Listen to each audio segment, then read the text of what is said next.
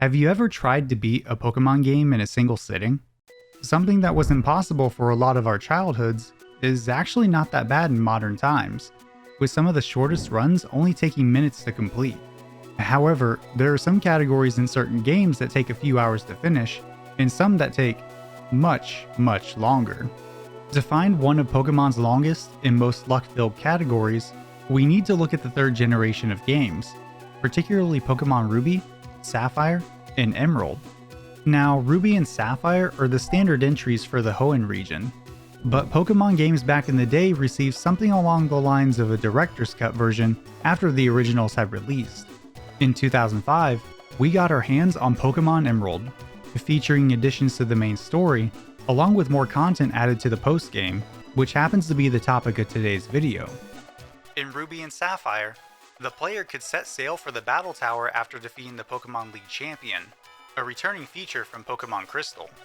In Emerald, Game Freak went all out and changed the Battle Tower into a resort island destination called the Battle Frontier. This island has 7 destinations where the player can battle under specific conditions to earn fabulous rewards. The most coveted of these rewards are the Frontier symbols, given to the player after defeating a Frontier Brain. These brains are powerful trainers that give even the most experienced players a run for their money. These bosses only appear after clearing each area a specific amount of times in a row without losing, so even the barrier to entry to fight these guys can be steep. Oh, and to top it all off, beating the Frontier Brains once isn't enough.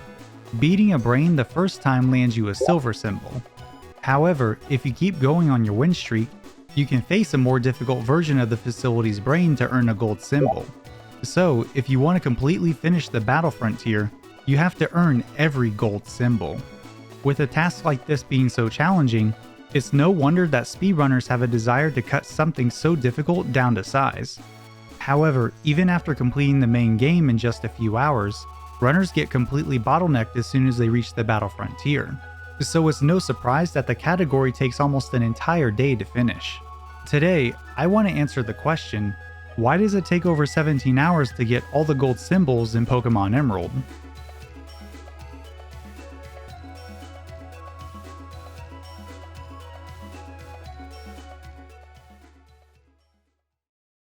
Most of this information is available thanks to documentation from Exarion and Werster, veteran Pokemon speedrunners with years of experience under their belts.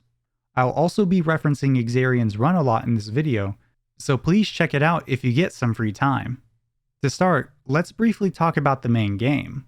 Reaching the post-game requires players to get all 8 badges and defeat the Hoenn champion, Wallace. I just mentioned this takes a few hours, which is noticeably slower than other categories that just beat the game.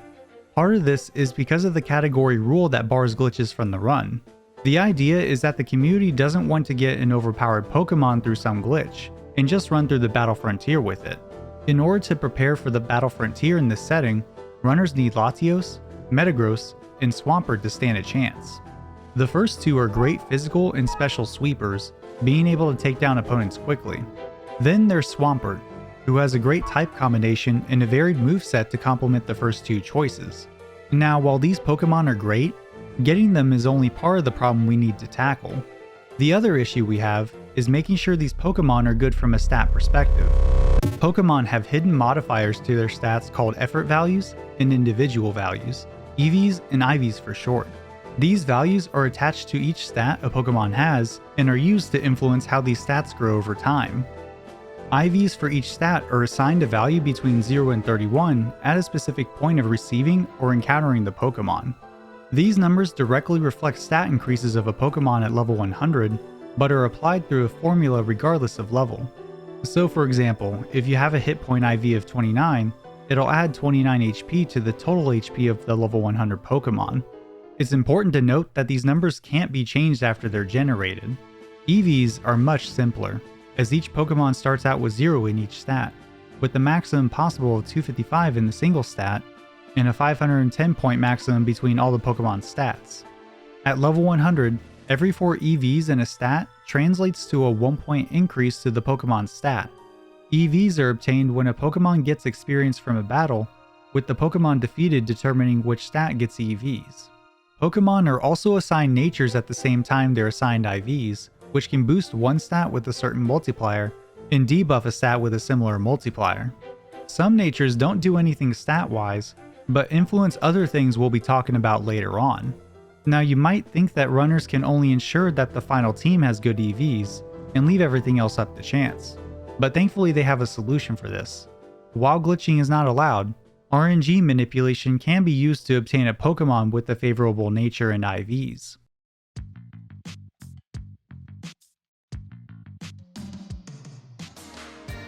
The manip is performed at certain points by soft resetting the game, done by pressing start, select, A, and B all at the same time.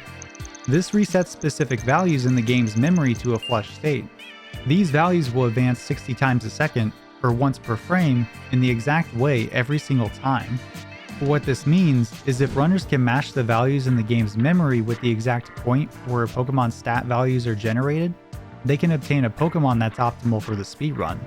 Exarion's route does this to obtain a Mudkip with a Brave nature, with 31 IVs in attack and defense, a Beldum with an Adamant nature, and 31 IVs in speed, with high IVs and other stats, and a Latios with a Modest nature, having 31 IVs in special attack, with high IVs and other stats. Toss in a few items and specific movesets on these Pokemon, and you have a powerhouse that's ready to take on the battle frontier. Well, sort of. There's still a lot more preparation that needs to happen prior to taking on most of the frontier, despite it being open right after defeating the Pokemon League champion. However, one facility can be taken on immediately, and that's the Battle Factory. The Battle Factory is the first of the 7 facilities that runners take on, and thanks to the factory's gimmick, none of the player's Pokemon are needed for the challenge. All battles are done with a set of 3 rental Pokemon that you can select at the start of each round from a pool of 6, and switch up later on with each battle. Rounds are composed of 7 battles, and in order to gain access to the first battle against the Frontier Brain Nolan, you need to reach Battle 7 in the 3rd round. Nolan's second battle for the Gold Factory symbol is in the 7th battle of the 6th round. This means you need to win 42 battles in a row to complete this facility. This can be attempted at either level 50, where all Pokemon are capped at that level, or it can be attempted at open level, where all Pokemon are capped at level 100. Runners will pick 50 in every facility, as enemy Pokemon start at level 60 at open level. In the factory, open level puts all Pokemon at level 100. However, it's slower overall to pick open level here, so runners choose level 50 for this facility as well. The major issue here is all the rental selections and battles are random, making this facility one big crapshoot. Thankfully, runners can manipulate specific rentals and trainer battles through the exact same method used for getting those perfect Pokemon I just talked about. However, instead of aiming for a specific frame that's the most optimal, runners aim for a combination of decent Pokemon and good battles in what's referred to as a cluster in the game's memory. This is done at the start of each 7-battle round in order to create a favorable outcome in each round. I guess now's a good time to mention that if runners lose or tie a battle at any point in the battle frontier, it's likely they'll lose anywhere from 40 to 120 minutes depending on their progress made up until that point. It's not uncommon to see several deaths during the gauntlet, as several aspects of the run are out of the runner's control. In Exarion's 17-hour record, he gets lucky in the fact that he takes down Nolan both times on his first run through the factory, earning the gold symbol in just over 4.5 hours. With one of 7 facilities out of the way, things wind down a little bit with a grind to get the 3 main Pokemon up to level 50. This is done through using EV boosting items, battling specific Pokemon for EVs, and leveling up from fighting the Pokemon League. It takes over a couple of hours to do all that, and teach the remaining moves to the A-team, all before heading to the next facility, the Battle Pyramid. The Battle Pyramid works much differently than any other facility on the island. Instead of back-to-back battles, you explore 7 randomized 32 by 32 tile floors to complete a round. These are dark areas as well, and like any dark area in the game, you're given limited visibility, and your goal is to find a shining blue tile to warp up to the next level. Unfortunately, these floors contain both wild Pokemon and trainers. To account for this, you can pick up items littered throughout the pyramid and store them in a battle bag, which replaces your normal bag while you're in the facility. These items can be used in and outside a battle and can be saved for future rounds. Each round has either a status effect or a typing theme runners need to keep in mind. For example, Round 8 has wild Pokemon that can all use a self-destruct move, inflicting massive damage. The Pyramid's Frontier Brain, Brandon, appears after reaching the end of the 3rd round, and again after reaching the end of the 10th round. Brandon's first encounter features Regirock, Regice, and Registeel, all with 16 IVs in each stat. The second encounter has the boss bringing Moltres, Zapdos, and Articuno, all with 31 IVs in each stat. Both these teams sound intimidating, but thanks to assembling an incredibly strong team, the battles are very hard to lose. The Battle Pyramid is an absolute drag otherwise. Even with manipulation, runners can only manip the layout of the first floor with the exit location, performed once per round. Beyond that, it's all random, and it comes down to encounter and item luck. Exarion's record-setting run takes just over 3 hours to finish the entire pyramid, and while this is the longest facility on the Battle Frontier, it is one of the easiest to get through. As for our next facility on the list, it can be a bit more problematic. The Battle Tower is the next location runners need to take on. If you've played Pokemon Crystal, Ruby, or Sapphire, it's likely that you've come across this in the post-game. In Emerald, it's mostly unchanged with how it all works. On the surface, the Battle Tower has the most simple concept. Each round consists of 7 battles, where all the trainers have 3 Pokemon. In order to encounter Annabelle, the tower's Frontier Brain, you have to reach the end of the 5th round, and to encounter her again for her gold symbol, you have to reach the end of the 10th round. This means you have to win 70 trainer battles in a row to get both symbols. And that task is no joke. 21 of these battles can have Pokemon with 31 IVs in their stats, putting their strength fairly close to your own. As for the Frontier Brain fights, Annabelle brings Alakazam, Snorlax, and Entei, all with 24 IVs in their stats for the Silver Symbol battle. For the Gold Symbol encounter, she brings Raikou, Latios, and Snorlax, all with 31 IVs in their stats. Given the dream team of Pokemon runners assemble, it's another fight that's hard to lose. Exarion takes a couple of hours to get through this section in his record, only having minimal issues while taking on the gauntlet. With 3 gold symbols out of the way, luck becomes more of a factor in the next facility. The Battle Pike is a facility where players have to hope they make good choices in their rounds, or else they'll be subjected to debilitating status effects and annoying encounters. Each round of the Pike contains 7 rooms, all with 3 separate doors players can choose from. Behind each door is a different outcome, which can either positively or negatively impact the player's party. For positive outcomes, these are the following: an idle NPC that does nothing, 1 to 2 Pokemon being healed, and finally, all Pokemon being healed. For negative outcomes, here's what can happen: a trainer battle, a strong trainer battle with a full heal afterwards, a double battle, a small maze with wild Pokemon encounters, and finally, a status affliction that can cause 1 to 3 Pokemon in the party to be afflicted with Paralyze, Burn, Sleep, or Freeze. As you can see, you're more likely to get a negative outcome than you are a positive one, and if runners get hit with these, it's possible their run will come to a halt through no fault of their own. To reach the Frontier Brain, Lucy, players need to reach the end of round 2 for the Silver Symbol, and the end of round 10 for the Gold Symbol. Given how fast these rooms can fly by, this can be much easier to get through if runners get lucky. In regards to Lucy's Pokemon, the Silver Symbol battle has her using Seviper, Milotic, and Shuckle, all with 16 IVs each. For her Gold Symbol team, she uses Seviper again, but also brings in Steelix and Gyarados. All of these have 31 IVs in each stat. So as you can probably tell, the difficulty curve here comes less from the fight itself, and more from what happens before. You're not guaranteed a full heal before this fight, so it's possible to enter with 1 or more Pokemon that are out of commission.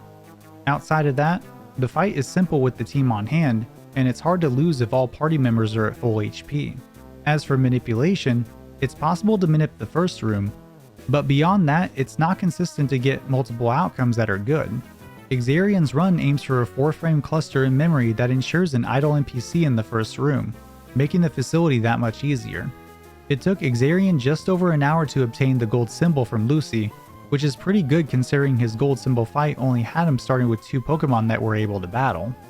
Despite taking a death that cost 15 minutes in this facility, Exarion finished the battle Pike with an excellent time. With one of the big aspects of luck in the run out of the way, the next facility is a much needed break from some of the madness that lies in the rest of the frontier. The Battle Dome is one of the easiest and most predictable facilities in the frontier. It is a tournament style of progression where 16 trainers compete to win the tourney. This means that only 4 battles are fought in each round. As for the battles, you can only select 2 of the 3 Pokemon that are available in the party, but you can see all the possible Pokemon that the opponents have, so it's easy to plan for what's ahead. The frontier brain of this facility is Tucker, and players can access his silver fight at the end of round 5 and the gold fight at the end of round 10, letting runners finish the dome in only 40 battles. His silver team is Swampert, Salamence, and Charizard, all with 20 IVs each. He does have 2 known combos he'll use for his battle team, which are either Swampert and Salamence or Swampert and Charizard. Tucker's gold team consists of Swampert, Metagross, and Latias, all with 31 IVs. Again, he can only choose 2 team combinations, which are Swampert and Metagross, or Metagross and Latias. These battles are difficult to lose, like the rest of the Frontier Brains so far, so there's not much concern for a reset in this facility. In fact, this facility is so easy and straightforward, Exarion's run didn't need a manip to save time. He cleared the gold symbol in just over an hour, making quick work of the dome. However, this marks the end of the easy part of the run, and these 2 facilities coming up are by far the hardest yet. The Battle Arena is next, and at first glance, it's very similar to the Battle Tower. Each round has 7 battles to win before moving on to the next one, and between each battle, the party receives a full heal. Unfortunately, that's where the similarities end, and it's where things get absolutely brutal. First of all, you can't switch a Pokemon after they're sent out. Second, all the Pokemon are sent out in the order they're registered prior to the round starting. Finally, the Pokemon in battle are judged after 3 turns if a Pokemon hasn't already fainted, with 3 criteria in mind. The first is Mind, how often damaging moves are used, Skill, how effective those moves were, and finally Body, with how much damage your Pokemon took. This isn't a problem at all for Pokemon that take less than 3 turns to defeat, but for ones that take longer than that, it's important to get in attacks to at least win the Body category. That way you have one leg up on the opponent when being judged. If runners can reach the end of the 4th round, they're treated to the silver symbol match with the Frontier Brain Greta, and again at the end of the 8th round for the gold symbol. Greta has a Heracross, Umbreon, and Shed Ninja, all with 20 IVs for the silver fight. For the gold fight, she has Umbreon, Gengar, and Breloom, all with 31 IVs. Again, these Frontier Brain fights are hard to lose, so there's more risk leading up to the encounter compared to these final fights. There's no manipulation in Exarion's run which made this easier, but some changes to his Pokemon order, moves, and items help make rounds 7 and 8 more consistent. He managed to get through the battle arena first try, with it taking just under an hour and 15 minutes. With the 6th facility out of the way, it's time to talk about the final and most difficult section of the Battle Frontier. The Battle Palace is the embodiment of RNG hell, and it's all because you have very little control over your Pokemon in this facility. The palace has normal battles like several other facilities, but the big twist is you can't choose the moves that your Pokemon use. You only have 2 options: select Fight to have your Pokemon use a move against the opponent, or Pokemon to switch out to another party member. What moves your Pokemon use are heavily dependent on the Pokemon's natures. This is where most of the optimal natures that were manipulated much earlier backfire on the player. Depending on the Pokemon's nature, they will either want to perform attacking moves or defensive moves more often. If the Pokemon wants to do a move type that it doesn't have, it will either use a move at random, or it will do nothing. Both Latios and Metagross have bad natures for the palace, having nearly a 1 out of 3 chance to do nothing on their turn.